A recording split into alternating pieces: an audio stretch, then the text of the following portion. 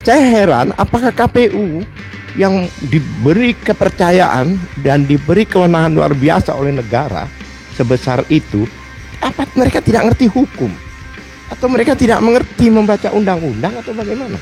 Justru dengan pengumpulan data-data yang dilakukan oleh para netizen, ini malah tambah janggal lagi. Jadi sekarang yang janggal bukan hanya MDIS, tetapi sekarang turun lagi ke SMA-nya, turun lagi ke SMP-nya.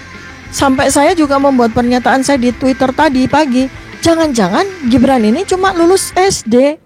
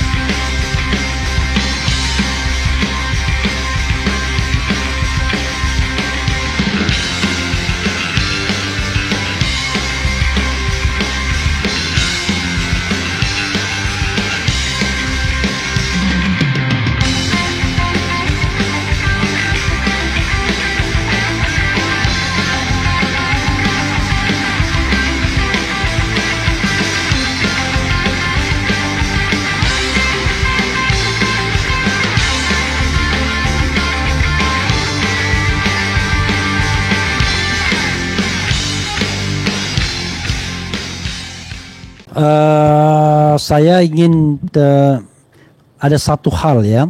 Ini kan ada dua dokumen KPU dan dokumen Setnek. Dokumen ini dari lembaga resmi yang paling terdekat dengan urusan Gibran. KPU terkait dengan pencalonan, kemudian Setnek terkait dengan jabatan dia sebagai wapres. Nah, yang paling aneh adalah kok bisa dokumen itu berbeda dalam hal status UTS. Kalau di dokumen KPU, UTS itu ditempuh dalam tahun 2004 sampai 2007. Lalu disetarakan dengan SMA. Di situ dikatakan SMA. Sebelumnya 2002-2004 Orchid Park Secondary School itu SMA juga. Karena SMP-nya sudah di state itu SMP 1 Surakarta. Nah, yang anehnya adalah di Sekretariat Negara UTS itu setelah MDIS. Jadi MDIS bertukar tempat ya. MDIS dulu 2004-2007, lalu UTS itu 2007-2010. Nah, ada pertanyaan yang anehnya begini. Satu pertanyaannya, kok bisa berbeda data antara KPU dan Setnek? Karena saya rasa nggak mungkin salah tulis, karena dengan logika kan itu kan.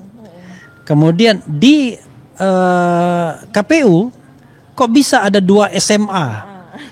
Dan kalau kita hitung-hitung 5 tahun, ngapain dia 2 kali SMA gitu ya? Kalau dia bilang SMP, SMP-nya sudah ada. SMP 1, itu 2, pertanyaan kedua. Pertanyaan ketiga adalah, kok bisa UTS itu ditempuh dalam jangka waktu 3 tahun? Padahal itu kursus. Nah, itu 3 pertanyaan yang dokter harus jawab. Silakan, Dok. Iya, ini memang kemudian semakin kita telaah, semakin kita analisis dan semakin kita kumpulkan data-data, itu memang semakin nyata kejanggalannya. Semula di tahun 2023 itu saya dan Mas Roy Suryo itu sedang meneliti kejanggalan dari MDIS. Ya, atau AK Bradford University itu yang diklaim oleh Gibran pada waktu itu ya. Saya ingatkan para netizen, Gibran menyatakan di acara Najwa Shihab, acara ulang tahun ke-13 dari Narasi TV, dia menyatakan bahwa ada 2 tokoh ya, Bapak dan Ibu, yang mempertanyakan ijazah saya. Nah, dia tunjukkan tuh ijazahnya, dia tunjukkan seperti itu kan. Nah, kemudian dia menantang untuk ke Solo untuk dia tunjukkan. Nah, besok paginya dia memang konferensi pers menunjukkan ijazah Bradford University itu kan waktu itu. Nah, sekarang di tahun 2 tahun kemudian di tahun 2025 justru dengan pengumpulan data-data yang dilakukan oleh para netizen, ini malah tambah janggal lagi. Jadi sekarang yang janggal bukan hanya MDIS, Tetapi sekarang turun lagi ke SMA-nya, turun lagi ke SMP-nya. Sampai saya juga membuat pernyataan saya di Twitter tadi pagi, jangan-jangan Gibran ini cuma lulus SD. Oke. Ya, Itu sesuai dengan pertanyaan tadi ya, Melani. Buiten Zorgi, iya. Karena kita juga belum pernah lihat ini kan Ijazah SMP. ijazah SMP-nya juga belum pernah kita lihat gitu. Oke, ya tadi ya tapi sudah terjawab sih semuanya ya. Memang Sobat Eros sekalian agak aneh kalau ada dokumen yang berbeda antara KPU dan Setnek. Itu bukan hanya salah tulis, tapi kalau di Setnek kan mengesankan seolah-olah UTS itu pendidikan pasca sarjana. Pokoknya pasca sarjana lah, entah itu S2 atau berapa, pokoknya pasca sarjana. Karena itu disebut terakhir. Tapi dalam kenyataan sehari-hari nggak pernah kita sebut dalam riwayat pendidikan kita ya, atau kursus dalam riwayat pendidikan kan? Ternyata iya kan? Lalu mungkin disitulah bingungnya KPU, ya sudah bikin aja deh SMA 2 kali jadinya, yang which is jadi nggak masuk akal jadinya. Jadi saudara sekalian perlu diingatkan bahwa syarat menjadi presiden itu adalah sekurang-kurangnya tamat SMA. Nah, atau sederajat. Nah, tamat SMA itu beda sama tradisi pendidikan di Singapura dan lain sebagainya kata Melani Buiten Zorgi. Di sana nilai kecil nggak ada masalah. Cuman nanti waktu universitas ada persyaratan-persyaratan. Kalau di Indonesia Anda harus lulus. Nggak bisa tidak memegang ijazah SMA atau yang setara. Tapi oke lah ya.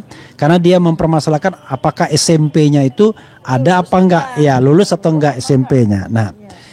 Yang kedua adalah kok bisa jauh sekali. Satu mengatakan SMA, satu mengatakan ini adalah pasca sarjana kan. Nih, lalu kok bisa tahunnya terbalik? Sepertinya Setnek ingin merasionalisasi pasca sarjana tersebut. Dia ketika dia menerima data KPU, dia mikir kok ini nggak wajar ya?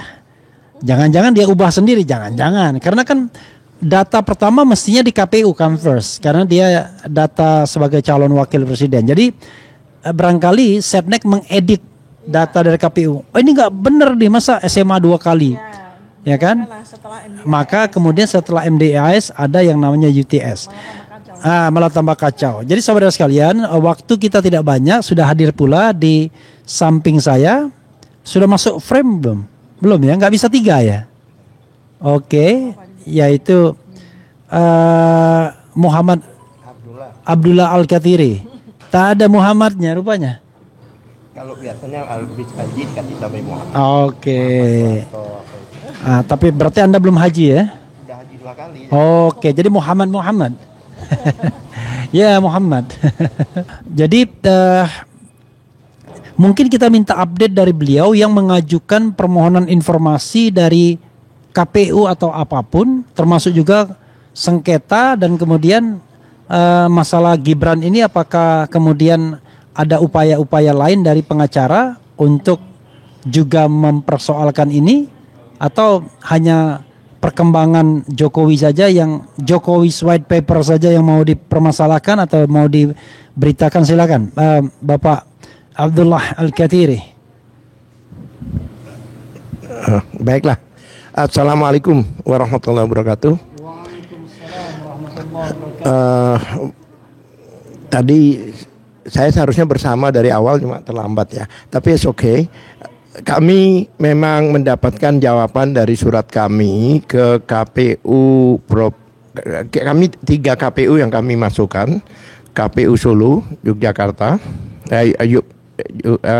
Surakarta. Kemudian KPU Jakarta sebagai persyaratan gubernur dan KPU Pusat. Ini agak menarik. Kami mengajukan KPU Pusat itu lebih dahulu, tapi respon itu dari KPU DKI Jakarta yang lebih dulu. Nah, kalau menurut saya ini test the water ini, artinya mereka ingin tahu apa jawaban kami mungkin sebelum dibawa ke ranah nasional. Ada kemungkinan kami mungkin tidak akan menjawab sebelum ada jawaban dari KPU Pusat. Biar komprehensif jawaban kami itu. Kan seperti itu. Tapi yang menarik, jadi seolah-olah tetap mereka itu menyatakan bahwa ijazah baik Gibran maupun Jokowi itu adalah ijazah yang tidak dapat diakses oleh publik atau tertutup, yaitu yang sesuai dengan ketetapan yang dicabut sesuai dengan itu ya, keputusan KPU yang dicabut itu. Jadi baik Gibran maupun Jokowi ada 16 poin di situ ya kan, termasuk diantaranya adalah bebas dari G30 SPKI dan sebagainya ya kan, kemudian surat kelakuan baik dan sebagainya, itu ada 16 poin. Menariknya dari jawaban yang diberikan pada kami dari KPU masih DKI kita ini DKI ya, KPU DKI yang sehubungan dengan persyaratan gubernur itu exactly sama konsiderannya maupun undang-undang maupun ketentuan-ketentuan yang dirujuk persis seperti keputusan KPU yang dicabut kemarin. Ini kan aneh, yang itu dicabut, ini dikeluarin kan begitu, sama. Bahkan merujuk keputusan KPU ini, kalau saya baca nggak ada hubungan sama ijazah itu. Cuma kita dibingungkan dengan ada keputusan KPU sekian, KPU sekian, KPU sekian. Memang ada keputusan KPU kalau nggak salah nomor 23 itu, kalau nggak salah 23 tahun 2002 kalau nggak salah itu. Ya, itu ada pernyataan sama dengan apa yang diatur di dalam undang-undang KIP itu sendiri, keterbukaan publik. Yaitu memang di pasal 17-nya yang menyatakan bahwa itu tertutup dan tidak bisa diakses oleh publik. Dan pasal 18-nya di itu sendiri, di ketentuan KPU itu sendiri menyatakan bahwa dua hal. Satu, jika yang bersangkutan atas izin yang bersangkutan. Yang kedua adalah dapat dibuka jika digunakan untuk sebagai persyaratan pejabat publik. Seperti itu. Jadi saya heran apakah KPU yang diberi kepercayaan dan diberi kewenangan luar biasa oleh negara sebesar itu, apa mereka tidak ngerti hukum? Atau mereka tidak mengerti membaca undang-undang atau bagaimana? Bahkan kemarin itu pencabutan itu kan hanya disinggung satu saja, yaitu jika diizinkan oleh yang memiliki. Itu sebenarnya kalau yang itu tuh untuk orang awam itu sebenarnya gitu. Ya seperti KTP kita tentunya. KTP kita ini kalau kita tidak membolehkan orang mendapatkan, ya kita itu termasuk yang dilindungi. Tapi kalau memang kita serahkan untuk kepentingan-kepentingan tertentu, contohnya kredit bank lah, apa-apa itu kan dibuka.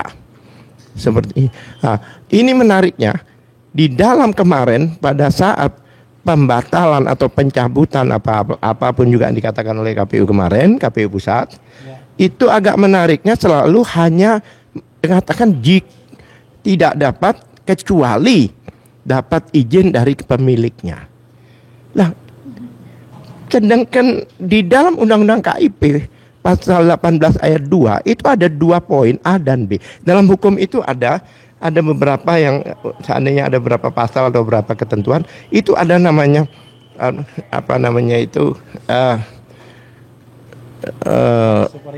bukan itu. Maksudnya seperti kolektif ya, semuanya ya kan, maupun alternatif. Lah,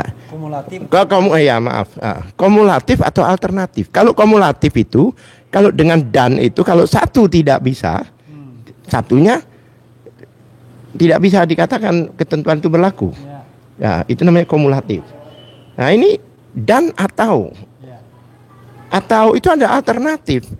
Jadi kalau memang ada A dan B kan, A jika atas persetujuan yang bersangkutan, tapi B-nya akan menyatakan jika digunakan persyaratan sebagai terkait dengan jabatan publik.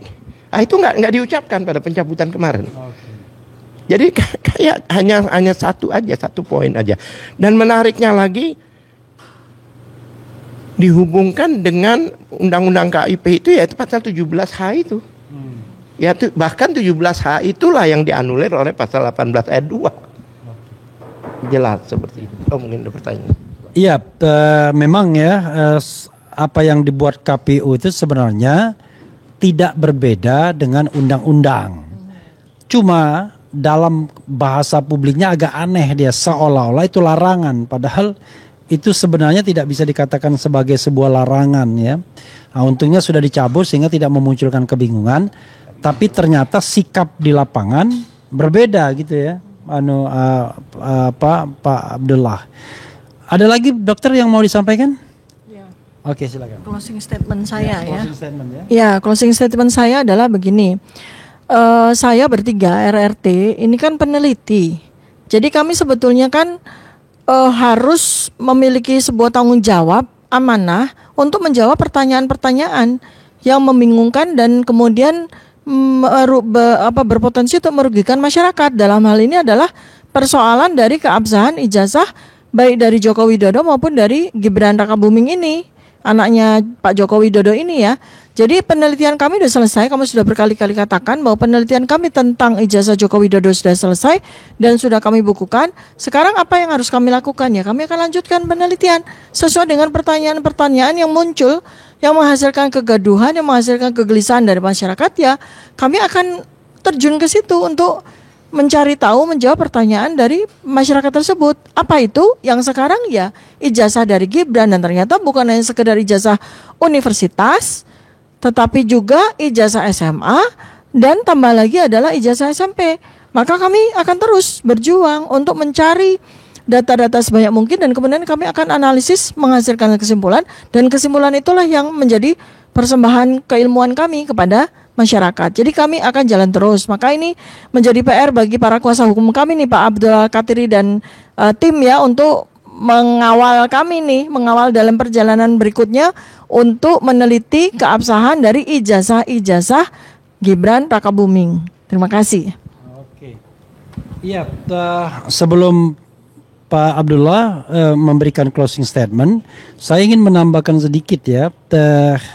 Memang format press conference ini sebenarnya begini, ada pertanyaan ya, yang barangkali perlu diklarifikasi. Loh, kan pemilu sudah selesai, apa urusannya lagi dengan persyaratan? Jadi saudara sekalian, dalam konstitusi kita itu diatur yang namanya ayat-ayat pemberhentian presiden atau pemakzulan. Ada 3 klaster. Satu karena melakukan pelanggaran hukum ya berat seperti korupsi, kemudian pengkhianatan terhadap negara, suap dan tindak pidana berat lainnya. Nah, klaster kedua melakukan perbuatan tercela. Tercela itu contohnya judi, mabuk-mabukan, zina, tapi tidak terbatas pada itu saja ya. Kemudian yang ketiga adalah tidak lagi memenuhi syarat sebagai presiden dan wakil presiden. Memang ada kontroversi sedikit. Syaratnya itu apa? Syarat di konstitusi saja atau syarat di undang-undang juga? Saya ingin mengatakan syarat-syarat yang terukur itu ya harusnya bisa menjadi alasan untuk melakukan impeachment. Apalagi syarat tersebut terkait dengan jenjang pendidikan. Oke, misalnya kalau ijazah MDIS-nya itu ternyata salah, palsu misalnya, tidak benar, kan masih ada ijazah SMA-nya. Nah, saya ingin mengatakan sebagai orang hukum tata negara, dalam konteks ini Gibran sudah melakukan perbuatan tercela karena memberikan keterangan publik yang salah, dan bahkan itu sesungguhnya juga tindak pidana yang diatur di dalam KUHP. Tetapi soal tindak pidananya itu soal yang lain. Tetapi yang jelas dia sudah melakukan perbuatan tercela yang mudah sekali untuk menjadi celah untuk impeachment. Kalau seandainya dia ternyata ijazah SMA-nya yang salah, itu tambah lagi ya. Selain dia melakukan perbuatan tercela, melakukan tindak pidana ya, pemalsuan dokumen, dia juga tidak lagi memenuhi syarat sebagai presiden dan atau wakil presiden. Dalam konteks ini wakil presiden. Bahkan untuk tidak ada ijazah SMA itu dia kena 3 sekaligus klausul impeachment ini. Melakukan tindak pidana berat karena ancaman hukuman pemalsuan dokumen 6 tahun. Yang kedua, melakukan perbuatan tercela karena dia berbohong selama ini. Dan yang ketiga, tidak lagi memenuhi syarat sebagai wakil presiden karena pendidikannya tidak sampai SMA. Sekali lagi, SMA dalam pengertian hukum Indonesia itu adalah tamat punya STTB, surat tanda tamat belajar atau ijazah SMA. Itu tambahan dari saya ya. Nanti kita akan diskusi lebih lanjut karena ini kan saya tuan rumah sendiri ya. Anytime kita bisa buat konten mengenai ijazah ini, tetapi mudah-mudahan perkembangan terakhir ini makin memberikan clearance pada kita soal ijazah ini. Tapi sekali lagi, saya Dr. Tifa, Bro Al-Kathiri itu tidak bicara mengenai impeachment dulu, tapi bicara tentang kebenaran ijazah. Setelah mendapatkan benar atau tidak, ya sudah, tergantung proses politiknya mau diapakan. Itu it is not our business, tetapi sebagai warga negara kita punya kewajiban untuk menyampaikan the truth, kebenaran ya. Pak Al-Kathiri, silakan closing statement. Ya, terima kasih. Jadi sebenarnya semua dokumen yang sudah dimasukkan ke KPU itu jelas dokumen yang sudah mengikat pada pribadinya. Jadi bukan kalau ini sah, ini tidak sah, tidak bisa. Selama sudah terdaftar di KPU dan di situ ternyata ada dokumen palsu, tetap aja itu adalah pemalsuan. Ya kan? Lah, makanya saya lihat di jawaban ini juga merujuk ke Undang-Undang Perlindungan Data Pribadi.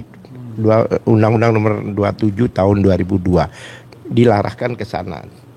Selain ke undang-undang yang masalah keterbukaan publik itu, informasi publik juga ini. Padahal di undang-undang keterbukaan data pribadi ini, ya kan, itu diatur dengan jelas bahwa ijazah itu tidak ada di situ. Yang dimaksud data pribadi itu tidak termasuk ijazah. Itu rekam medis, rekam keuangan, rekam ini, KTP, tidak ada ijazah. Kok bisanya dirujuk ke undang-undang itu dengan seolah-olah terjemahan atau justifikasi sendiri. Ini berarti begini. Nah, seperti itu. Nah, jelas ini dugaan kami adalah memanipulasi ketentuan undang-undang, yang mana undang-undang itu benar-benar undang-undang yang tidak ada aturan masalah ijazah. Seperti itu. Nah, masalah Gibran dan ini itu kan sama. Kemarin itu KPU mengeluarkan satu keputusan itu kan bukan untuk Jokowi saja, bahkan untuk Gibran. Nah, dari situlah makanya masyarakat sekarang ini termasuk RRT ini mempertanyakan, karena ada background ya dikeluarkan, kok tiba-tiba dikeluarkan seperti itu dan ditutup, artinya dikaburkan, dikamuflasikan seolah-olah ada 16 poin. Padahal tujuannya itu hal-hal yang paling krusial, yaitu ijazah dan kelengkapannya. Seperti itu. Jadi saya harapkan bahwa teman-teman ini insya Allah tetap gigih untuk membuka ini semua. Seperti Bang Refli katakan, kita tidak masalah pemakzulan atau tidak, tapi yang kita masalahkan adalah informasi dan data yang diberikan baik sebagai calon presiden waktu itu pendaftaran maupun gubernur dan sebagainya. Dan ini satu kesatuan. Saya yakin itu sama semua. Kalau untuk Gibran bukan gubernur ya, wali kota. Iya, wali kota. Ya, artinya ya, kepala daerah lah, kepala daerah baik gubernur. Jadi ini sebenarnya ada satu kesatuan. Makanya saya heran juga bisanya kayaknya ada orkestrasi yang luar biasa ini. Ini bukannya suatu hanya perbuatan-perbuatan yang sederhana, tapi perbuatan-perbuatan yang memang perbuatan yang merugikan negara dan bangsa Indonesia ini. Ya, terima kasih. Ya, Sobat RH sekalian, itu tadi press conference kami ya. Saya Refli Harun, kemudian Dr. Tifa dan lawyer Dr. Tifa Abdullah Al-Kathiri. Nanti kita akan tunggu update-update selanjutnya, apa yang ditemukan Roy Suryo, Rizwan Sianipar dan kawan-kawan lainnya, termasuk BIN ya, Badan Intelijen Netizen. Mudah-mudahan ini kita membuat terang masalah ini, bukan membuat gelap ya. Boleh digelap-gelapkan, tetapi kami berusaha menerangkannya seterang-terangnya mengenai riwayat pendidikan Wakil Presiden Gibran Rakabuming Raka. Wassalamualaikum warahmatullahi wabarakatuh. Keren, cadas. Diar.